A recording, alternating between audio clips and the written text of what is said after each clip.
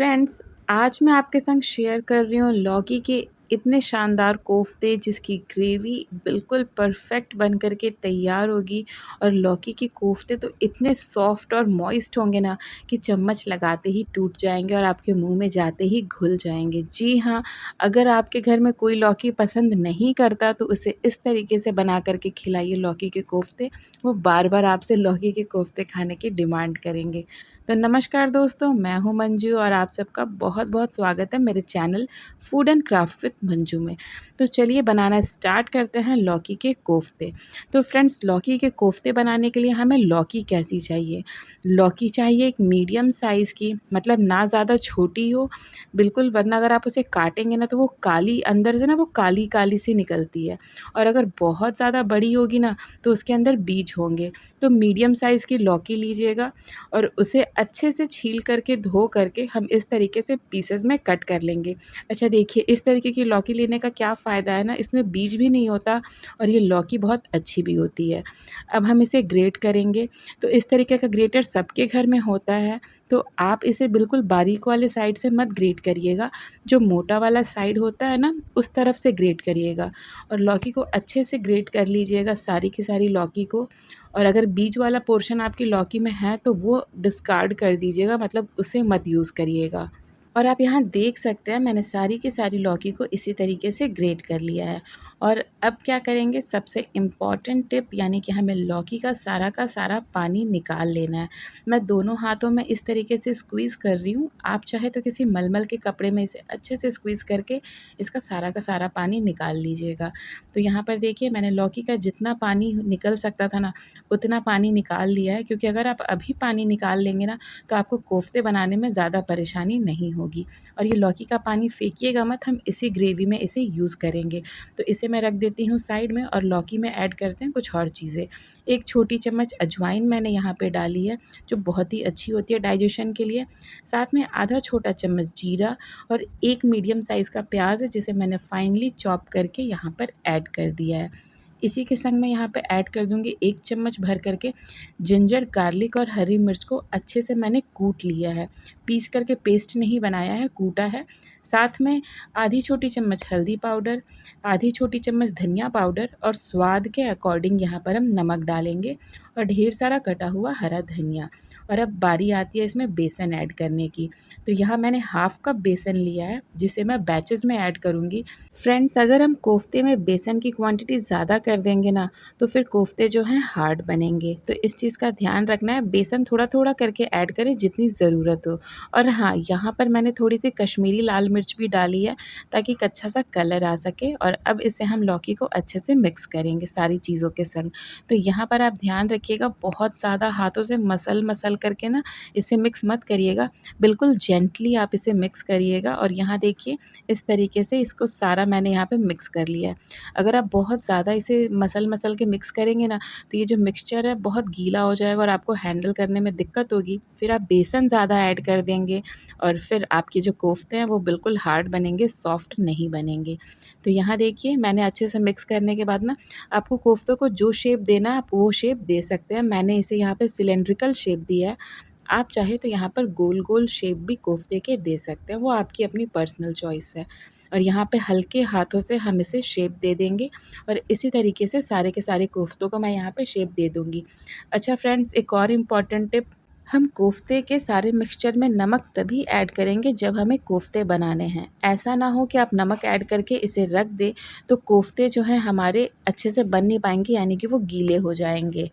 तो इस चीज़ का ध्यान रखिएगा। और यहाँ देखिए, मैंने सारे कोफ्तों को शेप दे दिया है और साइड बाय साइड मैंने रख दिया था तेल, ताकि कोफ्ते हम फ्राई कर सकें। कोफ्ते फ्राई करने समय एक चीज़ का आपको और ध्यान रखना है कि तेल जो हमारा है वो मीडियम हॉट होना चाहिए और कोफ्तों को हम लो टू मीडियम हॉट ऑयल में फ्राई करेंगे। बिल्कुल हाई फ्लेम पर मत फ्राई करिएगा, वरना आपके कोफ्ते ऊपर से तो कलर आ जाएगा पर अंदर से वो कच्चे रहेंगे। और इन्हें हमें डाल करके छूना नहीं है, ठीक है? जब आप इन्हें डाल देंगे तो तो आप इन्हें एक तरफ से सिकने दीजिएगा और फिर धीरे से कढ़ाई को हिलाइएगा, तो कोफ्ते धीरे-धीरे खुद ही टर्न हो जाएँगे और उसके बाद आप इसे अच्छे से मीडियम फ्लेम पर ही कुक कर लीजिएगा जब तक कोफ्ते अच्छे से गोल्डन क्रिस्पी ना हो जाए। आप देख सकते हैं कोफ्ते कितने शानदार कलर आए कोफ्तों की। तो इसी तरीके से हम सारे के सारे कोफ्तों को फ्राई करके निकाल लेंगे और अभी मैं आपको कोफ्ते तोड़ करके दिखाती हूँ कि कोफ्ते कितने शानदार और परफेक्ट बन कर के तैयार हुए हैं।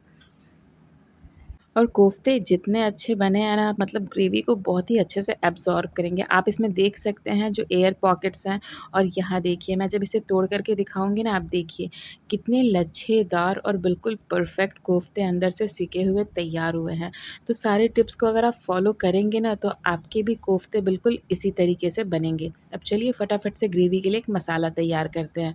तो यहाँ लिया है मैंने 1.5 इंच अदरक का टुकड़ा, 4 से 5 हरी मिर्च और 10 से 12 लहसुन की कली होगी और 2 मीडियम साइज़ का प्याज है जिसे मैंने रफली चॉप कर लिया है और इसे हम पीस करके बिल्कुल फ़ाइन पेस्ट बना करके तैयार कर लेंगे। आप चाहे तो काट करके भी डाल सकते हैं बिल्कुल फ़ाइन फ़ाइन, पर पीस कर डालेंगे ना तो ग्रेवी बिल्कुल परफ़ेक्ट बनेगी। बिल्कुल वो जो पानी टाइप की ग्रेवी होती है ना, वैसी नहीं बनेगी, ग्रेवी में एक अच्छी-सी थिकनेस होगी। तो प्याज़ को मैंने अच्छे से पीस के रख लिया और अब हम क्या करेंगे, 2 लार्ज साइज़ के टमाटोज़ को इसको भी अच्छे से पीस लेंगे। 2 बड़े साइज़ के टमाटर हैं, अगर आपके छोटे हों तो आप 3 यूज़ कर लीजिएगा। इसे भी पीस करके फ़ाइन बना लिया है मैंने पेस्ट और चलिए अब फटाफट से ग्रेवी को तैयार करते हैं। तो यहाँ कढ़ाई में हम डालेंगे 2 बड़े चम्मच सरसों का तेल। मैं सरसों के तेल में कुकिंग करना पसंद करती हूँ, आप जो तेल यूज़ करते हैं उसका यूज़ कर सकते हैं। इसमें तेल गरम होने के बाद हम डालेंगे 1 तेजपत्ता, 1 छोटी चम्मच जीरा, साथ में थोड़ी-सी हींग और 1 सूखा लाल मिर्च। जब सारे मसाले अच्छे से ब्राउन हो जाएँगे तो हम सबसे पहले इसमें ऐड करेंगे अपना ऑनियन वाला पेस्ट और इसे हमें बिल्कुल अच्छे से भुनना है। आप देख सकते हैं अभी इसमें ना बहुत पानी है, मतलब ग्रेवी जो है ना हमारी ग्रेवी सॉरी ये जो हमारे मसाले हैं अभी बहुत ज़्यादा रनी है। आपको इसे तब तक भुनना है जब तक कि प्याज़ का सारा पानी उड़ नहीं जाता। अच्छे से भुनिएगा, 3 से 4 मिनट का समय लगेगा और इस तरीके से इस कंसिस्टेंसी में हमें भुन करके लाना है प्याज़ की ग्रेवी को। और देखिए जब ये अच्छे से भुन गए ना, तो हम इसमें ऐड करेंगे 1 चम्मच भर कर के बेसन। जी हाँ, इसी से जो हमारी ग्रेवी है बिल्कुल थिक और परफेक्ट बन कर के तैयार होगी। बहुत ज़्यादा बेसन डालने का ज़रूरत नहीं है, सिर्फ़ 1 चम्मच बेसन में काम हो जाएगा और ग्रेवी को मिलेगी एक अच्छी-सी थिकनेस। तो यहाँ पर हम इसे 1 से 2 मिनट के लिए भून लेंगे। अगर आपको किसी भी समय ऐसा लगे कि बेसन जो है वो लग रहा है, तो आप थोड़ा-सा पानी ऐड कर दीजिएगा और बेसन भुनने के बाद हम इसमें ऐड कर देंगे अपनी टोमेटो प्यूरी। और यहाँ पर ना जार में मैंने थोड़ा-सा पानी भी ऐड करके यहाँ पे डाल दिया है, जो मसाले लगे थे वो भी इसमें ऐड हो जाए ताकि। और अब इसे अच्छे से मिक्स करके हम ऐड करेंगे कुछ बेसिक से मसाले। तो सबसे पहले डालूँगी आधा छोटी चम्मच हल्दी पाउडर, 1 छोटी चम्मच रेड चिली पाउडर, 1 छोटी चम्मच यहाँ पे धनिया पाउडर, स्वाद के अकॉर्डिंग नमक और 1 छोटी चम्मच यहाँ पे मैंने किचन किंग मसाला भी ऐड किया है। हो तो ज़रूर ऐड करिएगा, उससे टेस्ट बहुत ही अच्छा आता है। और अब हम इस मसाले की यानी कि ग्रेवी जो हमारे बनाने वाले हैं ना, इस मसाले को हम तब तक भुनेंगे जब तक कि इससे तेल बिल्कुल अलग नहीं हो जाता। बिल्कुल अच्छे से मसाले को भुनिएगा। आप जितनी अच्छे से मसाले को भुनेंगे ना, आपकी ग्रेवी उतनी ही अच्छी बनेगी। तो यहाँ पर देखिए, आप देख सकते हैं मैंने इसे टोटल 7 से 8 मिनट के लिए भुना है और आप यहाँ पर देखिए किस तरीके से ऊपर तेल तैर रहा है ग्रेवी के, यानी कि जो हमारा मसाला है बिल्कुल परफेक्टली अच्छे से भुन चुका है। अब इस स्टेज पे हम ऐड करेंगे इसमें पानी। तो ग्रेवी यहाँ पे बिल्कुल अच्छे से भुन चुकी है, बिल्कुल परफेक्ट है। आप देख सकते हैं ग्रेवी कैसी दिख रही है इस समय, कलर भी कितना शानदार आया है। तो सबसे पहले हम यहाँ पे ऐड कर देंगे लौकी वाला पानी, जो हमने रखा था ना शुरुआत में, जो लौकी से निचोड़ करके निकाल के रखा था, वो सारा का सारा पानी मैंने यहाँ पे ऐड कर दिया है। और इसी के संग हम यहाँ पे डालेंगे 1 से 1.5 ग्लास के करीब पानी। तो पानी यहाँ पे थोड़ा-सा ज़्यादा रखेंगे क्योंकि जब हम कोफ्ते यहाँ पे डालेंगे ना, तो कोफ्ते क्या है ग्रेवी को एब्ज़ॉर्ब कर लेते हैं।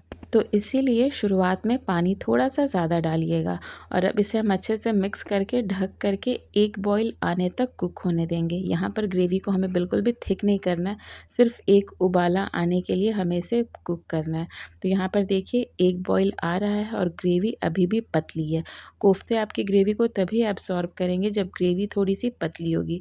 अगर थिक ग्रेवी में आप कोफ्तों को डालेंगे ना, तो वो आपकी ग्रेवी को एब्ज़ॉर्ब नहीं करेंगे। ये भी एक बहुत इम्पॉर्टेंट टिप है। और अब हमने इसमें कोफ्ते डाल दिए हैं। तो अब हम इसे और 1 से 2 मिनट के लिए कुक होने देंगे। बहुत ज़्यादा देर तक नहीं पकाना है कोफ्ते डालने के बाद। तो देखिए आफ्टर 2 मिनट्स यानी कि 2 मिनट होने के बाद हमारे जो कोफ्ते हैं इसने ग्रेवी को बिल्कुल अच्छे से एब्ज़ॉर्ब कर लिया है और बिल्कुल परफ़ेक्ट ग्रेवी तैयार है। अब गैस को बंद करूँगी, लास्ट में डालूँगी यहाँ पे ढेर सारा कटा हुआ हरा धनिया और इसी के संग ऐड कर दूँगी यहाँ पे 1 छोटी चम्मच कसूरी मेथी।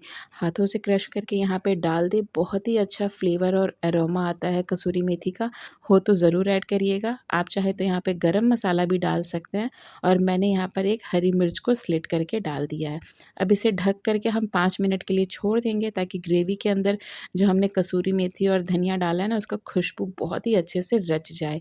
और यहाँ देखिए मैं आपको दिखाती हूँ कोफ्तों की ग्रेवी कितनी परफेक्ट ग्रेवी बनी है। आप देख सकते हैं बिल्कुल भी पानी पानी टाइप की ग्रेवी नहीं है और कोफ्ते तो इतने शानदार बने हैं कि मैं जितनी तारीफ़ करूँ ना उतनी कम है। मुँह में डालते ही ये कोफ्ते घुल जाने वाले बन कर के तैयार हुए हैं। तो फ्रेंड्स आप एक बार इस तरीके से लौकी के कोफ्ते बना कर के ज़रूर ट्राई करें। आपके घर में ये सबको बहुत पसंद आने वाली है, मैं गारंटी के संग कह रही हूँ। बहुत ही शानदार कोफ्ते बन कर के तैयार होंगे, जिसको आप चम्मच लगाएँगे ना तो वो टूट कर के बिखर जाएँगे।